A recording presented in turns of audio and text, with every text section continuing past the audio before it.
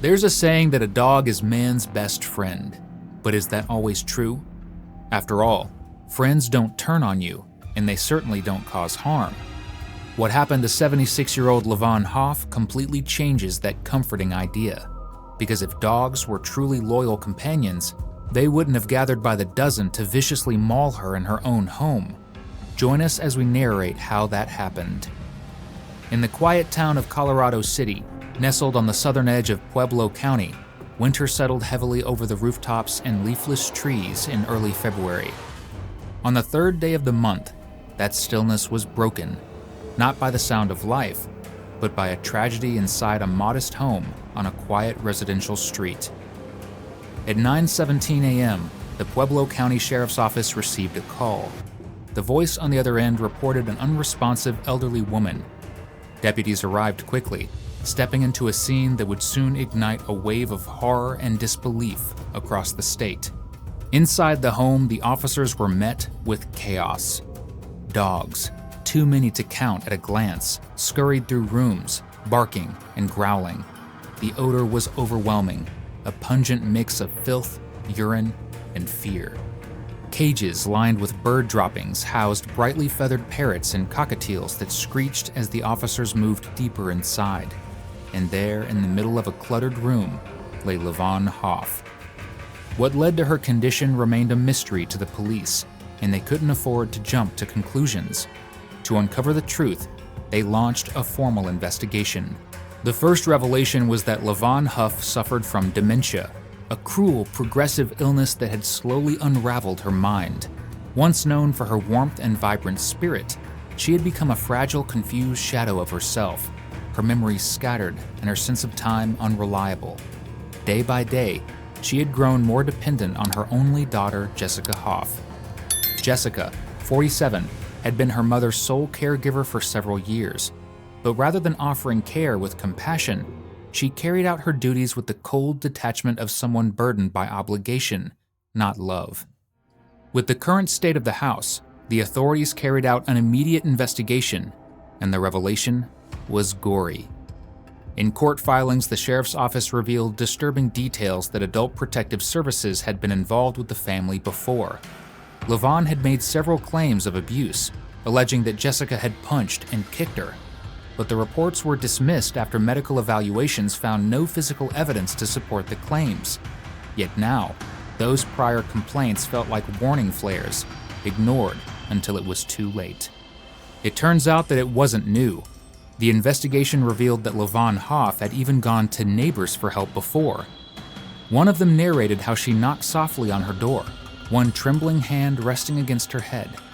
When the door opened, her voice, fragile and confused, said Jessica hit her in the head. The neighbor didn't hesitate. Just one look at LaVonne, small, silver-haired, and frail enough to look as if she could collapse under the weight of her own memories, was enough to call for help. What came next, detailed in an affidavit later filed by authorities, exposed a grim reality behind the closed doors of LaVonne's home. Doctors at the hospital found far more than a single injury. There were healing bruises on her back and stomach, a fresh wound beneath her eye, and 7 distinct hematomas clustered mostly on the left side of her scalp, including one large angry swelling at the back of her head. These weren't the result of an accident, a fall, or the slips that sometimes come with age. These were signs of repeated trauma, injuries that suggested force and fear. LaVonne's dementia clouded her mind and blurred her memory, but her body told a story her words couldn't. She was removed from her home and placed in a memory care facility, where for a brief time, she found a measure of safety. But that safety didn't last. The criminal charges filed against her daughter, Jessica Hoff, were dismissed. No explanation given in the public record. Not long after, LaVonne was sent back to the very house that had left her battered. During a follow-up visit, she told officials she felt safe and wanted to stay. She said the words clearly, but considering her condition, no one could be sure what those words truly meant. Was she aware of where she was? Could she understand the danger?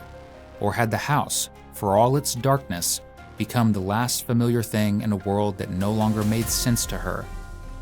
Then, just weeks later, the truth clawed its way back into the light. Once again, LaVonne appeared at a neighbor's home, this time more distressed, more visibly battered. Her face was marred by bruises, abrasions marked her nose, and new hematomas bloomed across her scalp. This time, in the sterile brightness of another hospital room, LaVonne found the words her dementia had hidden before. She told the staff she no longer felt safe in her daughter's care. That statement opened the floodgates. Medical personnel reviewed her history and found a disturbing pattern. Not only had LaVonne suffered these physical assaults, but she had also been documented as a fall risk and had sustained multiple dog bites in the home she shared with Jessica. Her body over time had become a map of pain, and while dementia dulled her memories, her injuries never lied. The deeper authorities looked, the more the tragedy widened. Investigators turned their attention to Jessica and quickly found a parallel history of neglect and cruelty. But this time, it wasn't just humans who bore the brunt of her indifference. Records from animal law enforcement painted a grim picture of Jessica as a woman with a long, troubling relationship with dogs. In both Pueblo and Arapahoe counties, Jessica had been the subject of numerous complaints. She had violated zoning laws by keeping too many animals, bred dogs unlawfully without a license, and failed repeatedly to provide even the most basic standards of care. Each citation, each warning, each visit was a missed opportunity to prevent what would ultimately unfold in that foul-smelling house on the quiet suburban street. Despite repeated orders from the Colorado Pet Animal Care and Facilities Act program to reduce the number of animals in her home, Jessica ignored them. She had neither the facilities nor the license to care for so many dogs, and yet the numbers grew. The house became a prison for both the animals and her mother. The walls, once meant to contain family and love, now trapped chaos and suffering. Some people who knew Jessica said her intentions were good, that she started out trying to help, rescuing animals to give them better lives. At one point, neighbors recalled, she even worked with small local rescue groups. But over time, things got out of hand. The number of animals grew beyond what she could manage, and what began as rescue slowly turned into hoarding. Eventually, it spiraled into something far worse: tragedy. The tragedy that no one expected started on the morning of February 3rd when Jessica left to run errands in Pueblo, a 25-mile drive away. She left LaVonne alone, unguarded, with dozens of dogs roaming through the home. It was not the first time Jessica had prioritized something else over her mother's safety, but it would be the last. The 76-year-old lady was found lifeless, surrounded by several loose dogs that had been roaming the house freely. Her limbs bore the unmistakable marks of an attack: jagged wounds, torn skin, and deep lacerations. But it wasn't until later, when the coroner examined her, that the true cause of death was revealed. LaVonne had died from exsanguination due to canine-induced trauma injuries. In other words, the dogs had mauled her so severely that she bled to death. Her femoral artery had been severed, likely in a matter of seconds, draining the life from her. The attack had been merciless. As investigators began to piece together what had happened, they uncovered a staggering truth. This wasn't just a case of an accidental dog attack. It was a tragic culmination of neglect, misjudgment, and what authorities would later call criminal indifference. Deputies searched the property very well, and what they found was shocking. 54 dogs and 14 birds in total between the two locations, many of them living in squalor. Some dogs were malnourished, others aggressive, many coated in filth. Several animals showed signs of untreated injuries and neglect. The air inside the home was thick with ammonia. Feces lined the floors. It was an unlicensed animal rescue gone horrifically wrong. LaVonne's death immediately turned from an unspeakable tragedy to an active criminal investigation. Jessica Hoff was arrested in March. Her charges were numerous and severe: criminal negligence resulting in the death of an at-risk adult and 54 counts of aggravated animal cruelty.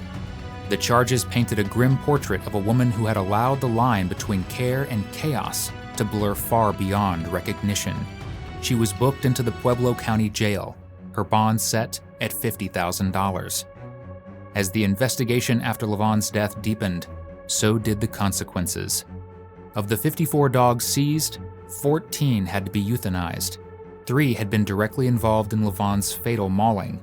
10 were deemed too aggressive to rehabilitate. 1 dog was euthanized due to severe health complications. It was a grim tally that reflected the unchecked conditions Jessica had allowed to fester. The court still hasn't handed down Jessica's final sentence. In Colorado, criminal negligence that leads to the death of an at-risk adult can carry a sentence of 2 to 6 years. Each charge of aggravated animal cruelty could add up to 18 months. If she's convicted on all counts, she could be facing a significant amount of prison time. Whether she ends up serving that full sentence or not depends on the outcome of the ongoing investigation. But one fact stands: even if her case gets dismissed later, Jessica's actions led to her mother's death, and that can't be denied. Be sure to like and subscribe as we have more heart-wrenching stories coming.